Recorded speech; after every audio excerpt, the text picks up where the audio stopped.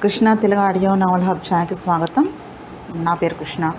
కురుమద్దాల విజయలక్ష్మి గారు రచించినటువంటి ఆఖరి క్షణం అనేటటువంటి నవలను చదువుతున్నాను. యతిరాజులు వచ్చి బెంచ్ మీద కూర్చున్నాడు. యతిరాజులకి 22 ఏళ్ల వయసు ఉంటుంది.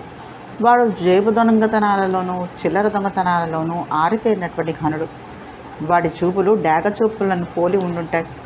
పోలీసులకు పాత పరిచయస్తుడే. 22 ఏళ్ల వయసులో యతిరాజులు చిల్లర దొంగతనాలు చేసిన 4 రోజులు అయ్యేసరికి మళ్ళీ చేతిలో పైసా ఉండేది కాదు. మళ్ళీ వేటకు బయలుదేరేవాడు. యతిరాజులని తెలిసినటువంటి వాళ్ళందరూ రాజులుగాడు అని పిలుస్తారు. వాడికి చేతితో పాటు నోరు ఊరుకోదు. వేషం చూడకపోతే గౌరవప్రదంగా కూడా ఉండదు. బాగా బిగుతుగా ఉన్నటువంటి ప్యాంట్ వేస్తాడు. ఆ ప్యాంటుకి షోకుగా బిగుతుగా ఉన్నటువంటి 10 జేబులు ఉంటాయి. పెద్ద పెద్ద పూల డిజైన్ ఉన్నటువంటి ముదురు రంగు బుష్ కోటు ధరిస్తాడు. ఒక చేతికి చౌకరకం వాచి, మరో చేతికి రాగి రంగు కడియం, మెడకు చుట్టుకున్నటువంటి ఎర్ర రంగు రుమాలు, బాగా పెరిగినటువంటి తలకట్టు చూడంగానే బజారు సరుకు అని తెలిసిపోతూ ఉంటాడు. యతిరాజులుగాడు మాత్రం తన గురించి అలా అనుకోడు. అదేదో సినిమాలో తన అభిమాన హీరో ఇదే గెటప్లో ఉండడం వలన తను కూడా చిన్న హీరోని అనుకుంటూ ఉంటాడు. బెంచ్ మీద బ్యాగ్కి ఇటుపక్క పుండరీకాక్షయ్య కూర్చుని ఉంటే బ్యాగ్ అటుపక్కగా రాజులుగాడు కూర్చునున్నాడు. మీరు ఎక్కడికి వెళ్తున్నారు? నోరు ఊరుకోక పుండరీకాక్షయ్యను అడిగాడు రాజులుగాడు. గుంటూరు వెళ్ళాలి. గుంటూరు వెళ్ళే బస్సు 2 గంటల దాకా రాదట అని చెబుతూ పుండరీకాక్షయ్య రాజులుగాడిని ఎగాదిగా నకసిక పర్యంతము చూశాడు. యతిరాజులుగాడు స్టూడెంట్ కుర్రాడిలా కనిపించకపోవడంతో, పైగా వాడి అవతారం పెద్ద మనిషి తరహాకి దగ్గరగా లేకపోవటం, పనిగట్టుకుని ఆ కుర్రాడు తనని పలకరించటం, ఇవన్నీ పుండరీకాక్షయ్యకు అనుమానం కలిగించాయి. అయినా ఎవడెట్లాంటి వాడైతే తనకెందుకులే అనుకున్నాడు. నేను కూడా గుంటూరే వెళ్ళాలి. మా అప్ప దగ్గరికి వెళ్తూ ఉన్నానులేండి. పుండరీకాక్షయ్య అడగకపోయినా చెప్పాడు యతిరాజులు. పుండరీకాక్షయ్య నొసలు చిట్లించి ఊరుకున్నాడు. మీరెవరింటికి వెళ్ళాలి? యతిరాజులు అడిగాడు. మా అమ్మ ఇంటికి వెళ్తున్నాను. చిన్న అబద్ధం ఆడాడు పుండరీకాక్షయ్య. మీ అల్లుడు గారు ఏం చేస్తూ ఉంటారు అక్కడ? అడిగాడు రాజులు గారు. ఏమీ చేయటం లేదు. అదేమిటి? ఓహో, మీ అల్లుడి గారికి బాగా ఆస్తి ఉన్నట్టుంది కామోలు. ఆస్తి ఉంటే ఉద్యోగం లేకపోయినా పర్వాలేదండి చెప్పాడు అతడు. అది కాదు మరి, మా అమ్మాయికి ఇంకా పెళ్లి కాలేదు. అక్కడ ఉద్యోగం చేస్తూ ఉంది. నోటికొచ్చినటువంటి అబద్ధాలు ఆడాడు పుండరీకాక్షయ్య. నిజం చెప్పాలంటే పుండరీకాక్షయ్యకి అబద్ధాలు చెప్పవలసినటువంటి అవసరం లేదు. పక్క కూర్చున్నవాడు ఆకారానికి జులాయి వెధవలాగా ఉండటం, కల్పించుకుని అనవసరంగా ప్రశ్నలు వేయటం, వాడి చూపులు మాటిమాటికి బ్యాగ్ మీదకు వాలటం, వాడు ఆ చూపులని బలవంతాన ఇంకో వైపుకు తిప్పుకోవటం, ఇవన్నీ గమనించాడు పుండరీకాక్షయ్య. పైగా వాడు ఆ గుడ్డలు ఉతుక్కుని ఎన్ని రోజులైందో, చెమట కంబు బాగా కొడుతూ ఉన్నాయి. ఇది ఇలా ఉండగా పుండరీకాక్షయ్య చూపులు అల్లంత దూరాన గోడ మీద రాసినటువంటి ఎర్రని అక్షరాల మీద పడ్డాయి. అది చదవటమూ జరిగింది. మీ మధ్యనే దొంగలున్నారు, జాగ్రత్త. మీ సామాన్లు మీరే భద్రపరచుకోవటం మంచి లక్షణం. సామాన్లు పోయి వగచే కన్నా ముందు జాగ్రత్త ఎంతో మంచిది. సామాను దొంగలతోటి పాటు జేబు దొంగలు ఉన్నారు, జాగ్రత్త. మీ జేబులు చాలా జాగ్రత్త. అది చదివిన తర్వాత పుండరీకాక్షయ్య గొడుగుని బ్యాగుని మరికాస దగ్గరికి జరుపుకున్నాడు. బ్యాగును తన ఒళ్ళో పెట్టుకుందామని అనుకున్నాడు, కానీ అలా చేయటం వలన పక్కవాడిని అనుమానించినట్టుగా స్పష్టంగా తెలిసిపోతుంది. కాబట్టి ఆ పని చేయలేదు. బ్యాగ్ని ఒక కంట చూస్తూ కూర్చుంటే సరి అనుకున్నాడు. పుండరీకాక్షయ్య బ్యాగ్ని జరపటం ఓరకంటతో గమనించాడు రాజులుగాడు. రాజులుగాడి కళ్ళన్నీ పచ్చ బ్యాగ్ మీదే ఉన్నాయి. మనసు పచ్చ బ్యాగ్ మీద, మాటలు ఊళ్ళో వాళ్ళ మీద సాగిస్తూ కూర్చున్నాడు రాజులుగాడు. తన పక్క కూర్చున్నవాడు దొంగ వెధవని పుండరీకాక్షయ్య మనసుకు మాటిమాటికి అనిపిస్తూ ఉంది. రాజులుగాడు అడిగేటటువంటి మాటలకు కొన్నింటికి సమాధానం ఇస్తూ, కొన్నింటిని దాటేస్తూ, మొత్తానికి పుండరీకాక్షయ్య కూడా ఈ జాగ్రత్త వహించి తన బ్యాగ్ని ఒక కంట చూసుకుంటూ ఉన్నాడు. మీరు గుంటూరు బస్సు వచ్చేదాకా ఇక్కడ కూర్చుంటారా? మాటల మధ్యన రాజులుగాడు అడిగాడు. కూర్చుంటాను. కూర్చోక చస్తానా అన్నాడు పుండరీకాక్షయ్య. కానీ లోపల మాత్రం అనుకున్నాడు, నీకెందుకు? నేను కూర్చుంటే ఎందుకు, నుంచుంటే ఎందుకు, మధ్యలో లేచి వెళ్ళిపోతే ఎందుకట? వీడి కళ్ళు నా బ్యాగ్ మీద పడ్డాయి. వీడు దొంగ చూపులే చెప్తూ ఉన్నాయి. వీడు దొంగ వెధవని. నేనేదో ముసలిముండావాడిని కాస్త కునిగితే ఆ సమయంలో బ్యాగ్ తీసుకుని పోవచ్చు అనుకుంటున్నాడేమో. దొంగ వెధవ అని రాజులుగాడు అక్కడ నుండి కదిలే ప్రయత్నం చేయలేదు. గుంటూరు వెళ్ళేటటువంటి బస్సు ఎప్పుడు వస్తుందో ఏమో. వయసులో పెద్దవారు ఎంతసేపును కూర్చుంటారు? బెంచి మీద పడుకునేటట్టయితే పడుకోండి, నేను పక్కకు జరుగుతాను వినయంగా అన్నాడు. అమ్మ దొంగ వెధవా, నీ పథకం ఆ మాత్రం నాకు తెలుసులే. నేను ఒక కునికితే కునికే లోపల బ్యాగ్ ఎత్తుకు వెళ్తావనైనా? ఇక్కడ ఇంతమంది ఉంటే నీ చూపులు నా మీద, నా బ్యాగ్ మీదే పడ్డాయా అనుకున్నటువంటి పుండరీకాక్షయ్య, నాకు ఎక్కడ పడితే అక్కడ నిద్రపోయేటటువంటి అలవాటు లేదు. అసలు నిద్ర అంటూ పోకుండా రాత్రి వాళ్ళు అలా కళ్ళు తెచ్చుకుని ఉండగలను వారం రోజులు. నా శరీరం ఉక్కు లాంటిది. ఈ పళాన కొన్ని గంటలు కూర్చోగలను. నీ ఎత్తులు నాకు తెలుసులే అన్నట్టుగా అన్నాడు నవ్వుతూ పుండరీకాక్షయ్య. ఇదెక్కడ ముసరాళ్ళురా బాబు అని తిట్టుకున్నాడు రాజులుగాడు. 5 నిమిషాల తర్వాత ఈ బ్యాగ్ పుండరీకాక్షయ్య చట్టుకున్న బ్యాగ్ని దగ్గరకు లాక్కుని రాజులుగాడు మాట పూర్తి చేయకముందే అందుకుని, ఆ బ్యాగ్ నాదేనయ్యా, బ్యాగ్ గురించి అడగటంలో నీ ఉద్దేశం ఏమిటి అంట. అసలు నా బ్యాగ్ గురించి నీకు ఎందుకంట కోపంగా గడగడ అనేశాడు. ఆయన అలా మాట్లాడతాడని అనుకుని రాజులుగాడు ముందు బిత్తరపోయాడు. ఇప్పుడు ఈ బ్యాగ్ని మళ్ళీ ఎలా అలా ఆలోచిస్తూ అటువైపు చూశాడు. దూరం నుంచి పోలీసులు ఇటువైపుకు వస్తూ కనిపించారు. ఈ ముసలాడు అసలే కోపంగా ఉన్నాడు. ఈ విషయంలో ఏం మాట్లాడినా అసలుకే ఎసరు వస్తుంది. ఈ ముసలాడు ఎక్కడికి పోయాను, ఈ బ్యాగ్ ఎక్కడికి పోయాను, నా దృష్టిలో పడ్డ ఏ వస్తువు తప్పించుకోలేదు. తన ముందు చేయవలసింది పోలీసులు కంటపడకుండా ఉండటం. తను పాత కేడీనన్న విషయం ఆ ఎర్ర టోపీగాళ్లకు ఎలాగూ తెలుసు. ఈరోజు ఏ కేసు దొరకకపోతే తనని తీసుకెళ్ళి జైల్లో కుమ్మేస్తారు. కొద్దిసేపు వాళ్ళ కళ్ళు కప్పగలిగితే చాలు అనుకున్నటువంటి రాజుగాడు బెంచి మీద నుంచి లేచి నించున్నాడు. నేను అలా ల్యాబరేటరీకి వెళ్ళొస్తాను తాతగారు, మీరు ఇక్కడే ఉంటారుగా అని అడిగాడు. పుండరీకాక్షయ్యకి ఇంకా కోపం తగ్గలేదు. మొహం గడ్డు పెట్టుకుని ఇక్కడే ఉంటాను దేనికి అని దొమదొమను అడుగు అడిగాడు. నేను కూడా వెళ్ళేది గుంటూరే కదా, బస్సు వస్తే మీతో పాటే ఎక్కుదామని. నేను లోపల నుంచి రావడం కాస్త ఆలస్యమైతే ఈ లోపల బస్సు వచ్చి మీరు వెళుతూ ల్యాబరేటరీ దగ్గర ఆగి ఒక కేక పెట్టి వెళ్ళండి. మరేం లేదు, ల్యాబరేటరీకి వెళితే నేను తొందరగా రాను, అది విషయం అని చెప్పి వేగంగా ల్యాబరేటరీ వైపు వెళ్ళిపోయాడు రాజులుగాడు. అలాగే అన్నట్టుగా తల ఊపినటువంటి పుండరీకాక్షయ్య, మంచి పనే అప్పగించవని ఆయన అనుకున్నాడు. పోలీసులు ఇటుగా రావటం వల్ల చిల్లర దొంగ రాజులుగాడు మొహం చాటేయటానికి ల్యాబరేటరీలో దూరాడని పుండరీకాక్షయ్య గ్రహించలేదు. పోలీసులు ల్యాబరేటరీకి కొంత దూరాల నుంచుని ఏదో తీవ్రంగా చర్చించుకుంటున్నారు. ల్యాబరేటరీలో నుంచి బయట రాబోయినటువంటి రాజులుగాడు అక్కడే ఉన్నటువంటి పోలీసులను చూసి మళ్ళీ గబుక్కున లోపలికి దూరాడు. అదే సమయంలో ఏదో బస్సు వచ్చి షెడ్లో ఆగింది. కౌంటర్ దగ్గర అంత క్రితం పుండరీకాక్షయ్య తోటి మాట్లాడినటువంటి ఇద్దరు అప్పుడే వచ్చి ఆగినటువంటి బస్సును చూసి ఆ బస్సు ఎక్కుదామని వెళ్తూ ఉండగా గొళ్ళో బ్యాగ్ పట్టుకుని పుండరీకాక్షయ్య కనిపించాడు వారికి. వాళ్ళు పుండరీకాక్షయ్య దగ్గర ఆగారు. మీరు గుంటూరు కదూ వెళ్ళవలసింది అని అడిగారు. అవును, గుంటూరే వెళ్ళాలి. ఏమిటి, గుంటూరు వెళ్ళే బస్సు రాబోతూ ఉన్నదా ఆటుతగా అడిగాడు పుండరీకాక్షయ్య వారిని. లేదు, మరో బస్సు వచ్చింది. ఈ బస్సు ఎక్కి వెళ్ళి 14వ మైలురాయి దగ్గర దిగినట్లయితే అక్కడి నుండి వేరే బస్సు పట్టుకుని గుంటూరు వెళ్ళవచ్చు. గుంటూరు వెళ్ళే బస్సు 2 గంటలు కాదుట, 4 గంటలు ఆలస్యంగా వచ్చేటట్టుగా ఉందట. మీరు కూడా వచ్చేటట్టయితే మాతో రండి అన్నారు వాళ్ళు. పుండరీకాక్షయ్య ఏమాత్రం ఆలస్యం చేయకుండా లేచాడు.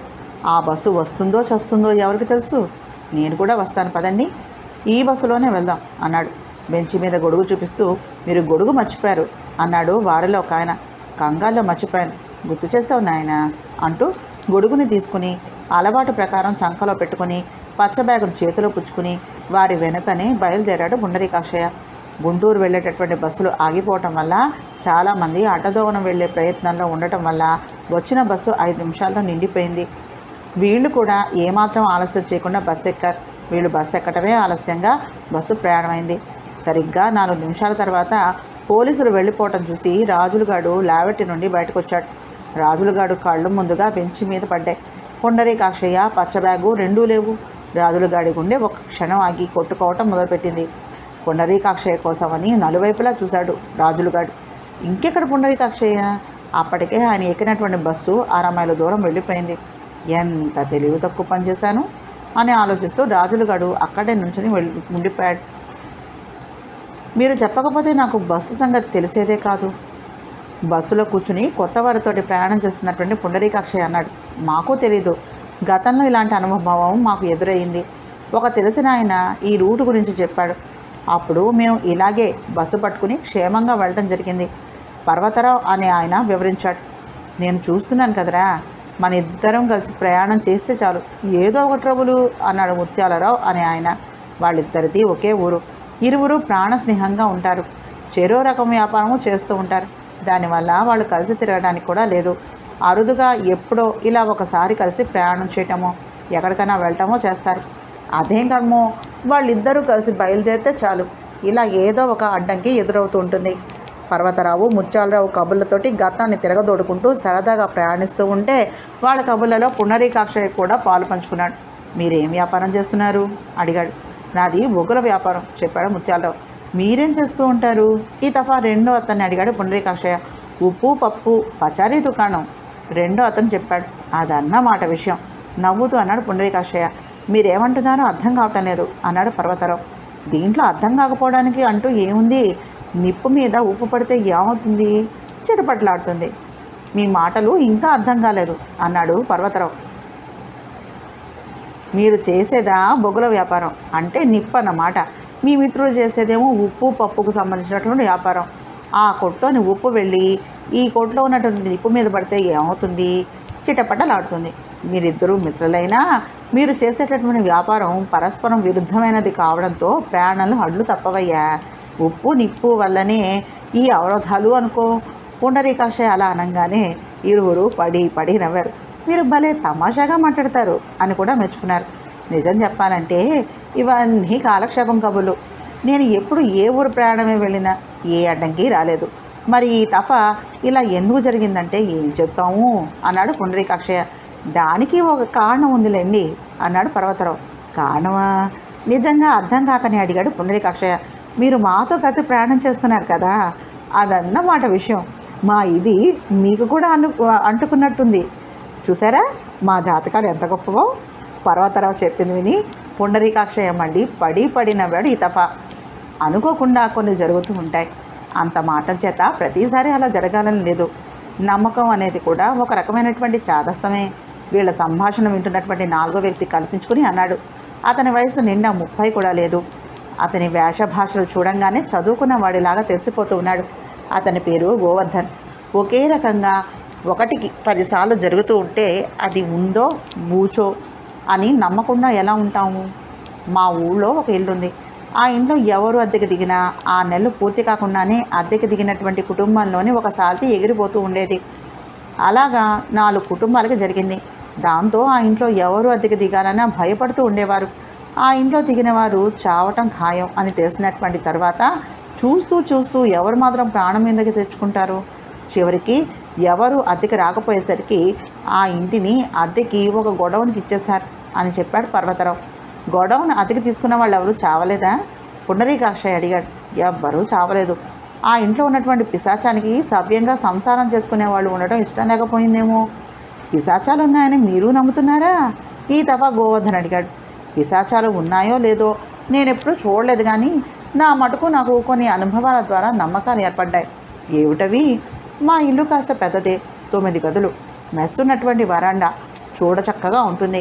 వరండాలో పడుకున్నా, ఆరు బయట పడుకున్నా, మా ఇంట్లో ఉన్నటువంటి 8 గదుల్లో పడుకున్నా, ఎక్కడ పడుకున్నా హాయిగా నిద్రపోతాను. కానీ ఉత్తర దిక్కున ఉన్నటువంటి మరో గదిలో పడుకుంటే మాత్రం చచ్చినా నిద్రపట్టదు. ఆ గదికి నేను 9వ గది అని పేరు పెట్టాను. ఆ గదిలో పడుకుంటే నోరు ఆచుకుపోవటం, పీడకలు రావటం, నిమిషానికి ఒకసారి ఉలికిపాటుతోటి లేవడం, మనసంతా ఏదో దిగులుగా ఉండడం ఇలా జరగడమే కాక ఈ గదిలోంచి లేచి అవతలకు వెళ్ళి పడుకుందాం అని రాత్రంతా అనిపిస్తూనే ఉంటుంది. ఇది నా అనుమానమో భ్రమో అని ఎన్నిసార్లు అనుకున్నాను. నాది భ్రమ కాదు, కించిత్ మార్పు కూడా లేదు. ఇలా జరుగుతూ ఉంటే నమ్మక చేస్తానా అన్నాడు ముత్యాలరావు. ఆ గదిలో మీరు కాక మీ ఇంట్లో ఎవరైనా పడుకుని చూసారా? గోవర్ధను అడిగాడు. మా ఇంట్లో అందరూ పడుకుని చూశారు ఆ గదిలో. ఇలా అనిపించడం నాకు తప్ప వాళ్ళెవ్వరికీ జరగలేదు. నేను చెప్పింది విని నా మాటలు కొట్టి పారేశారు. వాళ్ళంతా చెప్పిన తర్వాత మరోమారు పడుకుని చూశాను. నాకు ఇదివరకు లాగానే జరిగింది అంటూ వివరించాడు ముత్యాలరావు. ఆ గదిలో ఆడదెయ్యం ఉన్నట్టుంది నవ్వుతూ అన్నాడు పర్వతరావు. పోరా, ఎక్కడన్నా ఆడదే ఉంటే తోడుగా పడుకోవడానికి రారమ్మంటుంది కానీ గదిలోంచి పొమ్మని తరిమేస్తూ ఉంటుందా? ఏమిటో, బహుశా నీవు దానికి నచ్చుండవు. కొట్లో కూర్చుని కూర్చుని పొట్ట పెరిగిపోయి కాళ్ళు చేతులు సన్నబడ్డాయి. వయసులో కూడా చిన్నవాడివి ఏమీ కాదు కదా, పైగా నెత్తిన సగం జుట్టు ఊడిపోయింది. అందుకనే దానికి నచ్చుండవు.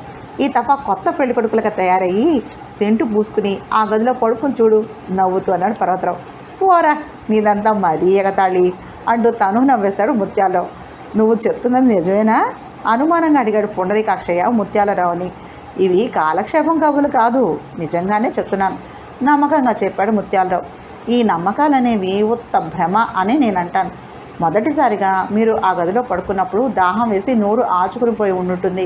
నిద్రలో భయంకరమైన కలకని ఉండుంటారు. వాళ్ళంతా ముచ్చోటలు పోసి ఉండుంటాయి.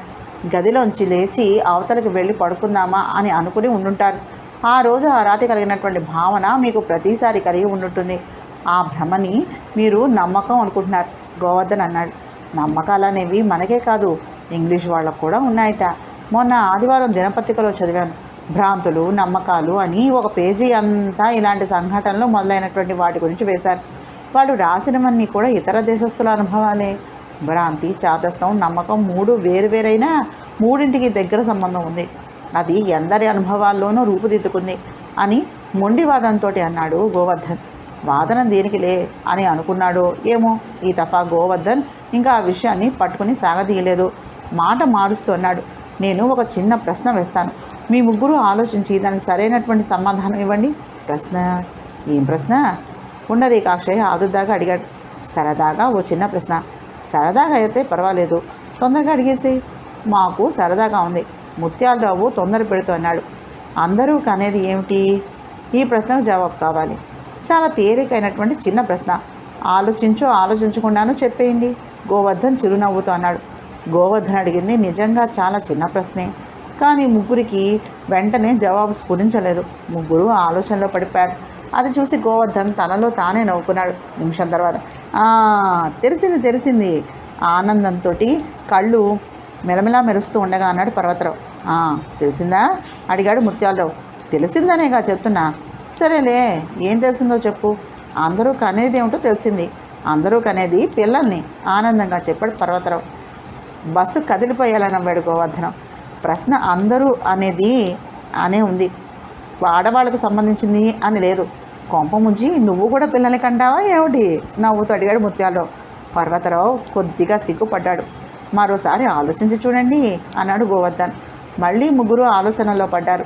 2 నిమిషాల తర్వాత నేను కనుక్కున్నాను. చాలా తేలికైన జవాబు. ప్రశ్న తేలికైనప్పుడు జవాబు మాత్రం ఎలా కష్టంగా ఉంటుంది అన్నాడు పుండరీకాక్షయ్య. సరే, కనుక్కున్నదేమిటో చెప్పండి అన్నాడు గోవర్ధన్. అందరూ కనేది కాలాలు. పుండరీకాక్షయ్య ఠకీమని చెప్పాడు. కరెక్ట్ వెంటనే అన్నాడు గోవర్ధన్. ముత్యాలరావు, పర్వతరావు మొహమొహాలు చూసుకున్నారు. ఇంత చిన్న ప్రశ్నకు జవాబు చెప్పలేకపోయామేమిటా? సరే, నాకు తోచినదేదో నేను కూడా ఒక ప్రశ్న వేస్తాను, మీరు చెప్పగలరేమో చూద్దాం అన్నాడు పుండరీకాక్షయ్య. నాకు చిక్కు ప్రశ్నలు, సరదా జవాబులు అంటే చాలా ఇష్టం. ఆ ప్రశ్న ఏదో త్వరగా వేయండి అన్నాడు గోవర్ధన్. పుండరీకాక్షయ్య ఏమంటాడో అని ఆతుతగా చూశారు పర్వతరావు, ముత్యాలరావు ఆయన ముఖంలోకి. అందరూ దేంతో బాధపడతారు? మీరు ప్రశ్నించింది మనసుకు సంబంధించిందా లేక శారీరకమైందా అడిగాడు గోవర్ధన్. నేను అడిగిన ప్రశ్న ఏమిటి? అందరూ దేనితో బాధపడతారు అని కదా. అది మనసుకు సంబంధించిందా శరీరానికి సంబంధించిందా? మరొకట అన్నది నేను చెప్పను. నేను అడిగిన ప్రశ్న చిలిపి ప్రశ్న. ఆ ప్రశ్న ఏమిటంటే అందరూ దేనితో బాధపడతారు అని. మీరు చిలిపి సమాధానం ఆలోచించి చెప్పండి అన్నాడు పుండరీకాక్షయ్య. వెంటనే ముగ్గురు ఆలోచనలో పడ్డారు. అందరూ దేంతో బాధపడతారు? తలనొప్పితోనా?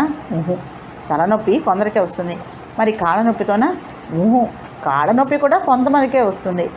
కాళ్ళే లేని వాళ్ళకి కాళ్ళ నొప్పులు కూడా ఉండవు కదా. మరి ఏమై ఉంటుంది? అందరూ బాధపడేది ఎదుటివాడు తిడితే. అందరూ ఆలోచన వచ్చిన గోవర్ధనం ఏమాత్రం ఆలస్యం చేయకుండా వెంటనే చెప్పాడు. అందరూ బాధపడేది దేనికో నాకు తెలిసింది, ఇంకా ఆలస్యం ఎందుకు? తెలిస్తే చెప్పేసేయ్ అన్నాడు పుండరీకాక్షయ్య.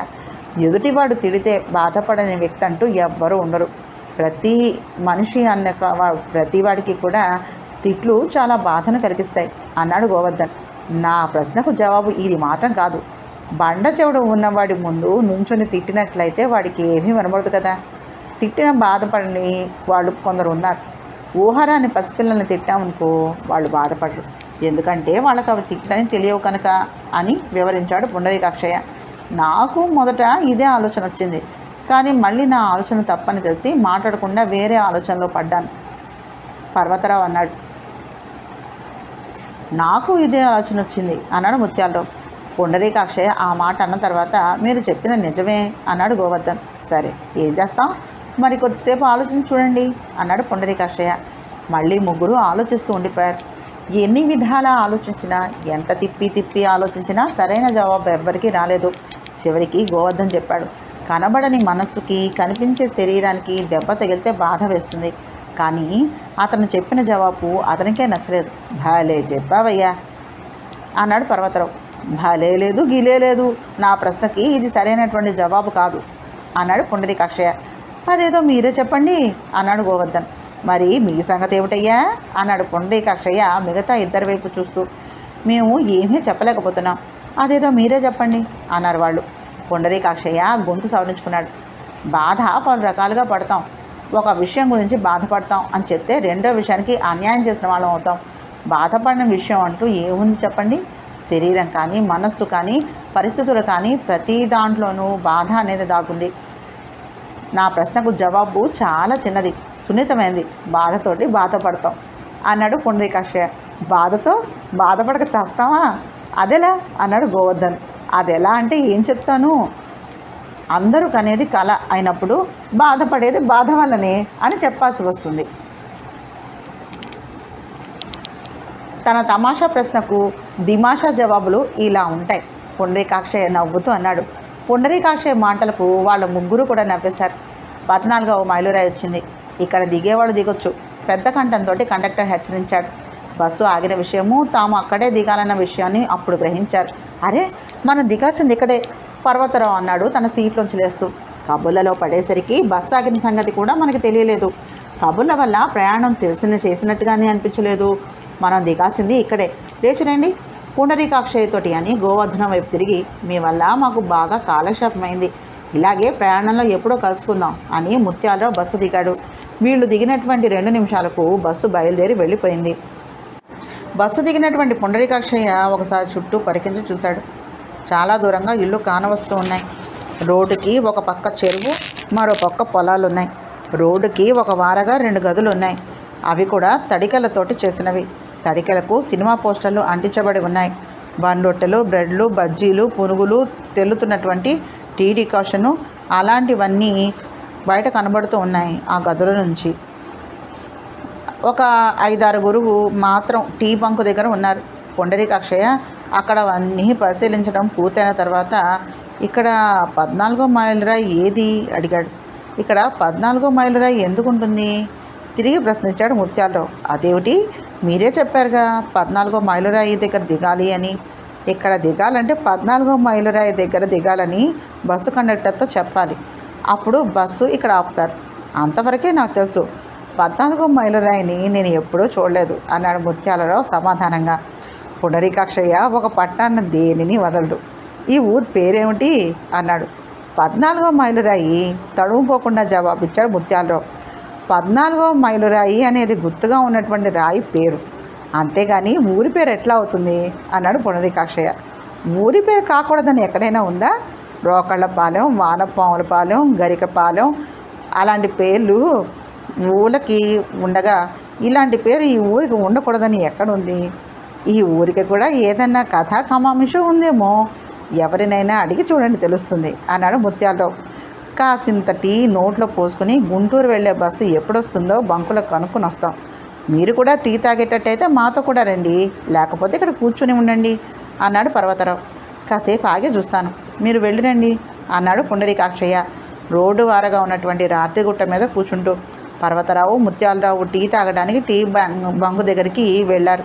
టీ బంకులో నుంచుని పునుగులు, బజ్జీలు తింటూ టీ తాగుతూ ఉన్నారు పర్వతరావు, ముత్యాలరావు.